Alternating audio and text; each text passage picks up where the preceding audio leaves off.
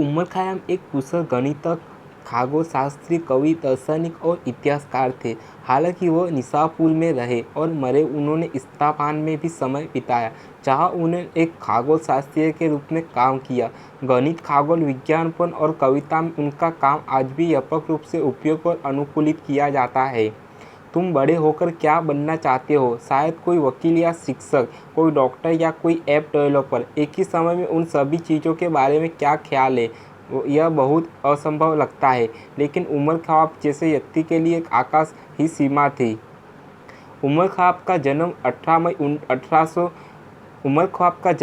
मई 1048 को फरास में हुआ था। उनका जन्म निसापुर शहर में हुआ था, जो वर्तमान ईरान में स्थित है। हालांकि उनके अंतिम नाम ख्वाब का तंबू बनाने वाला है, लेकिन उन्होंने अपना करियर खुद चुना।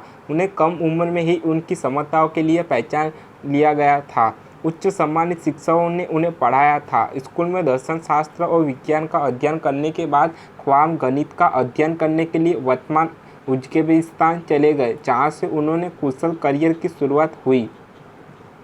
ख्वाब ने अपने संरक्षण सुल्तान मलिक शाह की वेधशाला में 2 साल तक सेवा की काम किया और खगोल विज्ञापन के बारे में सीखा। उनकी हत्या के बाद सुल्तान की पत्नी ने ख्याम का पद रोक दिया।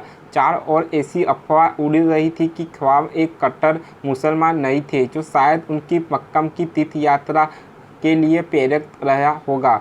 ख्वाब के लंबे समय तक चलने वाला कविता संग्रह रुबैत में वह धर्म पर सवाल उठाते हैं और आश्चर्य करते हैं कि क्या ईश्वर वास्तविक और किसी के मरने के बाद क्यों होता है। ख्वाब की मृत्यु उनके गृहनगर निसापुर में 4 दिसंबर 1131 को 83 वर्ष की आयु में हुई थी। उनकी मृत्यु के 1000 साल बाद भी उमर ख्वाब को गणितज्ञ, खगोलशास्त्री और कवि के रूप में उनके काम के लिए बहुत सम्मान दिया जाता है। जिस समय उमर ख्वाब रहते थे, वह एक व्यापक रूप से सम्मानित गणितज्ञ थे, जिनकी उपलब्धियां ने बीजगणित गणित और ज्यामिति सहित कई गणित की क्षेत्रों की नींव रखी। उनकी कुछ गणितीय उपलब्धि में शामिल है समानता का सिद्धांत, वास्तविक संख्या, असाधारण ज्योतिर्मय विज्ञान, गणित, गण समीकरण, द्विपद प्रमेय, जड़ों का निष्कर्ष।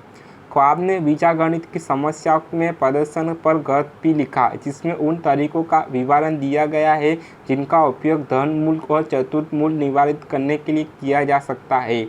यह छवि उमर ख्वाब के बीजगणित को दर्शाती है। ख्वाब को गणित में उनके काम के लिए बहुत सम्मान दिया गया था।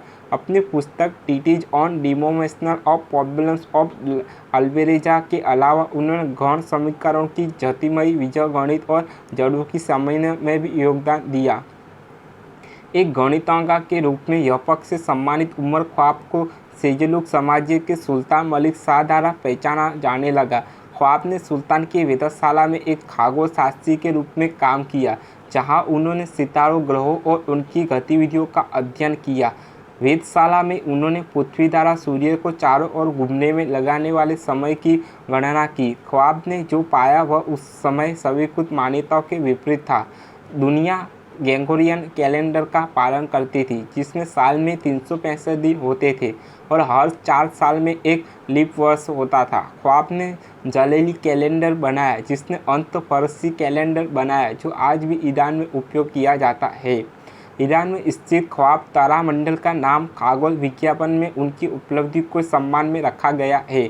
सबसे विशेष रूप से ख्वाब ने ईरान में इस्लाम होने वाले वर्तमान फ़ारसी कैलेंडर के नींव बनाई।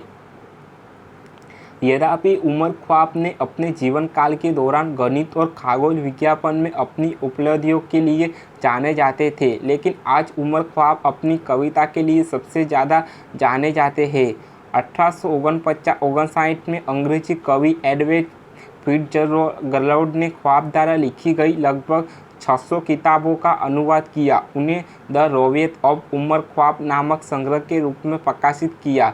रामसामयिका विद्वान फिट्जगेराल्ड के तरीकों पर सवाल उठाते हैं, क्योंकि उनका मानना है कि ख्वाब की सभी कविताएं वास्तव में उनके द्वारा नहीं लिखी गई थी, क्योंकि रिकॉर्ड ख्वाब को एक कवि के अलावा सब कुछ के रूप में संदर्भित करते समय विषय अभी भी विवादास्पद है। यह भी अनिश्चित है कि ख्वाब ने ये कविताएं लिखी थी या नहीं।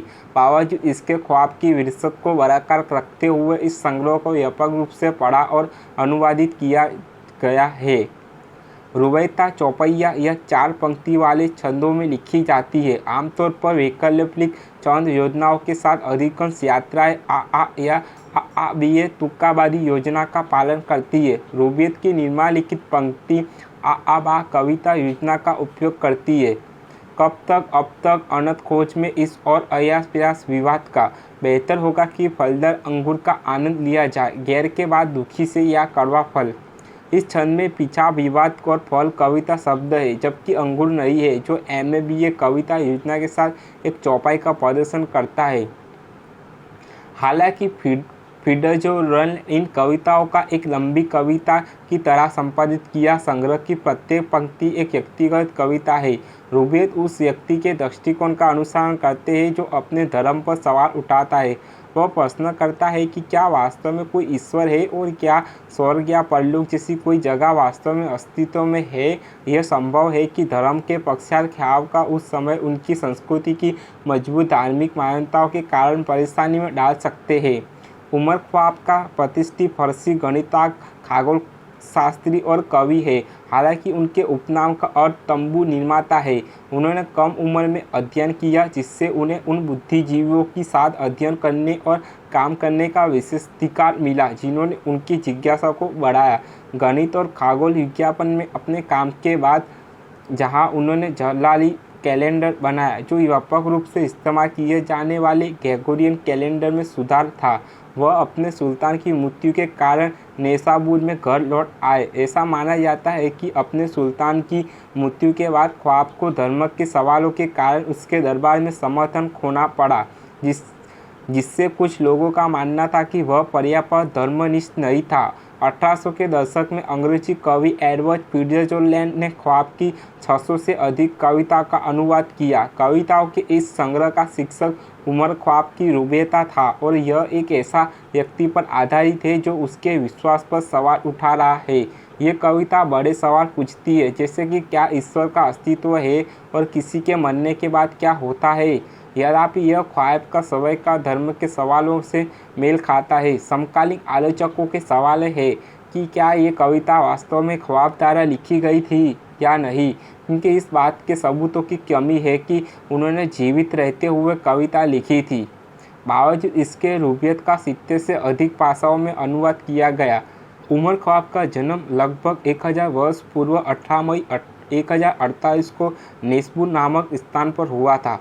यदि अपने आज मानचित्र पर नेसाबूर का पता लगाने का प्रयास किया तो आपके इससे ढूंढने में कठिनाई हो सकती है। जिस स्थान को उन्होंने अपना घर कहा वह वर्तमान ईरान का एक हिस्सा है। उनके अंतिम नाम ख्वाब का अर्थ है तंबू बनाने वाला। हालांकि यह वह करियर पथ नहीं था जिसका उन्होंने अनुसरण करना चुना। उमर ख्वाब नेसाबूर में स्कूल गए और दर्शनशास्त्र और विज्ञान का अध्ययन किया। अंततः गणित का अध्ययन करने के लिए वर्तमान उज़्बेकिस्तान में एक स्थान पर चले गए। ख्वाब को एक बहुत ही निपुण गणितज्ञ थे। आज स्कूल में अपने संभावित वर्गमूल, धनमूल और चतुर्थामूल ज्ञात करने के बारे में सीखा होगा। इस प्रकार की गणनाएं वास्तव में उन्नत हो सकती है।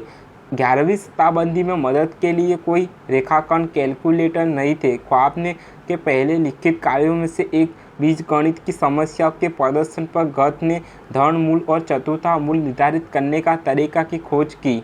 ख्वाब की गणितीय क्षमताओं ने वास्तव में उन लोगों को प्रभावित किया जिनके साथ उन्होंने अध्ययन किया। अच्छे काम के लिए गोल्ड स्टार पाने के बजाय उसे कुछ और भी बड़ा मिला। सेल्जुक साम्राज्य के एक सुल्तान मालिक शाह नामक व्यक्ति ने ख्वाब की क्षमता को पहचाना। सुल्तान ने उन्हें तारों, ग्रहों और उनकी गतिविधियों का अध्ययन करने के लिए एक खगोलशास्त्री के रूप में नौकरी की पेशकश की। ख्वाब ने एस्फहान का रुख किया और राज्य की वेधशाला में दुकान स्थापित की। एक खगोलशास्त्री के रूप में उन्होंने सावधानीपूर्वक जांच की पृथ्वी को सूर्य के चारों ओर अपना रास्ता बनाने में कितना समय लगता है। उस समय दुनिया का अधिकांश हिस्सा ग्रेगोरियन कैलेंडर पर चलता था, जिसमें साल में 365 दिन होते थे और हर चौथे साल में एक लीप वर्ष होता था। ख्वाब ने निर्धारित किया कि ग्रेगोरियन कैलेंडर थोड़ा हटकर है और उन्हें कैलेंडर प्रणाली में सुधार के लिए समय योजना का सुझाव दिया। दुर्भाग्य से ख्वाब ने के लिए एस्फहाना में उनका समय अचानक समाप्त हो गया। सुल्तान मलिक शाह की मृत्यु हो गई और उसकी पत्नी को ख्वाब को नौकरी देने में कोई दिलचस्पी नहीं थी। मामले को बदल कर बनाने के लिए शाही दरबार के कई सदस्यों ने एक मुस्लिम या इस्लाम धर्म की अनुयायी के रूप में ख्वाब की भक्ति पर सवाल उठाया। 1092 में ख्वाब ने एस्फहाना छोड़ दिया और नेस्बुर में अपने गुरुनगर लौटने से पहले मुस्लिम पवित्र भक्ति स्थल मक्की की ओर रुख किया।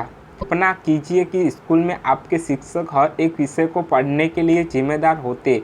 यह न केवल थका देने वाला होगा बल्कि आपके शिक्षा को भी ढेर सारी जानकारी याद रखनी होगी। ख्वाब ने अध्ययन के अलावा कविता भी लिखी। 4 दिसंबर 1131 को उमर ख्वाब की मृत्यु हो गई। जब उमर ख्वाब जीवित थे तब वह एक गणितज्ञ, वैज्ञानिक और खगोलशास्त्री के रूप में प्रसिद्ध थे। यदि आप आसपास पूछें तो जो लोग उमर ख्वाब के नाम को पहचानते हैं वे उनकी कविता के लिए जानते हैं। 1859 में एडवर्ड फिट्जरलैंड नाम के एक व्यक्ति ने ख्वाब द्वारा लिखी गई लगभग 600 कविताओं की एक श्रृंखला का अनुवाद किया। उन्हें उमर ख्वाब की रुबायत के रूप में प्रकाशित किया। इतिहासकार पूरी तरह से आश्चर्य नहीं है कि उमर ख्वाब वास्तव में कविता लिखी थी, क्योंकि एक कवि के रूप में उनके जीवन के बारे में उनके जीवन काल में बहुत कम चर्चा हुई है। बहरहाल उमर ख्वाब की रुबायत ने उन्हें पश्चिमी दुनिया के मानचित्र पर ला खड़ा किया।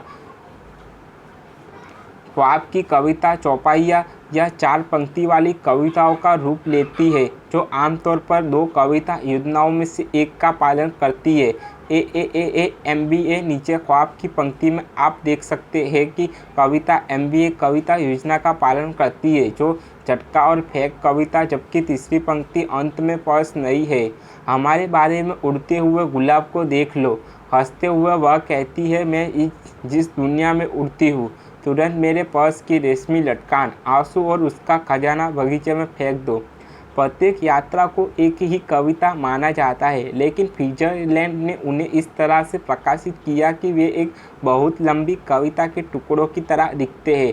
फिट्जरलैंड के अनुवाद करते समय उचित मात्रा में रचनात्मक लाइसेंस लिया था, इसलिए कई कविताओं ख्याल द्वारा वास्तव में लिखी गई बातों से बहुत दूर है। उमर ख्वाब की रुबायत एक ऐसे व्यक्ति से दृष्टिकोण से लिखी गई है जो अपनी धार्मिक मान्यताओं को चुनौती देता है और उन पर संदेह करता है। वह सवाल करते हैं कि क्या वास्तव में कोई भगवान है और क्या वास्तव में कोई ऐसी जगह है जहां लोग मरने के बाद जाते हैं। इस प्रकार की सूझ और पूछताछ के कारण एस्फहान में रहने के दौरान ख्वाब को परेशानी हो सकती थी।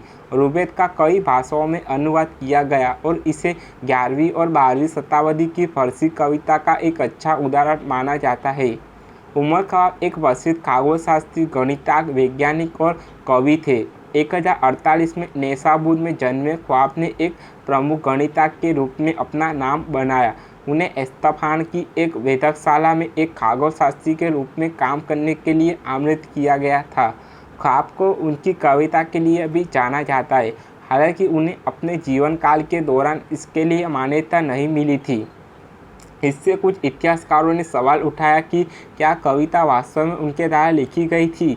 1859 में एडवर्ड फिट्जरलैंड ने ख्वाब की कविता का अनुवाद किया और उन्हें उमर ख्वाब की रुबायत पुस्तक में प्रकाशित किया।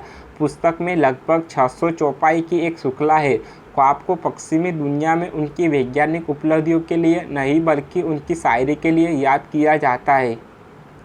उमर एक फारसी गणितज्ञ, खगोलशास्त्री और कवि है। उन्होंने इन क्षेत्रों में महान योगदान दिया। उन्हें जमतियाई बीजगणित, जलील कैलेंडर में उनके काम और रुबायत नाम उनकी कविता के लिए जाना जाता है। हालांकि एडवर्ड फिट्जरलैंड ने 600 से अधिक कविताओं के संग्रह का श्रेय उमर ख्वाब को दिया, लेकिन आलोचक और विद्वान आज भी इस बात पर बहस करते हैं कि ख्वाब इन कविताओं के मूल लेखक है या नहीं। उनकी चिंता का मुख्य कारण यह तथ्य है कि ऐतिहासिक दस्तावेज, गणित और खगोल विज्ञान में ख्वाब के काम विवरण देते हैं, लेकिन कविता का नहीं। हालांकि कविताओं के विषय ख्वाब की अपनी मान्यताओं के प्रतिनिधित्व करते प्रतीत होते हैं। रुबायत इस व्यक्ति के दृष्टिकोण का अनुसरण करते हैं जो अपने धर्म पर सवाल उठाता है। वह प्रश्न करते हैं कि क्या वास्तव में कोई ईश्वर है और क्या स्वर्ग या परलोक जैसी कोई जगह वास्तव में अस्तित्व में है। उमर ख्वाब एक मुस्लिम थे, हालांकि ऐसा माना जाता है कि परिवार धर्मनिष्ठ न होने के कारण उन्हें त्याग दिया गया था, जिसके कारण उन्हें मक्का की तीर्थयात्रा करनी पड़ी। माना जाता है कि उपवेद ईश्वर के अस्तित्व के बारे में ख्वाब के अपने सवालों का प्रतिनिधित्व करते हैं।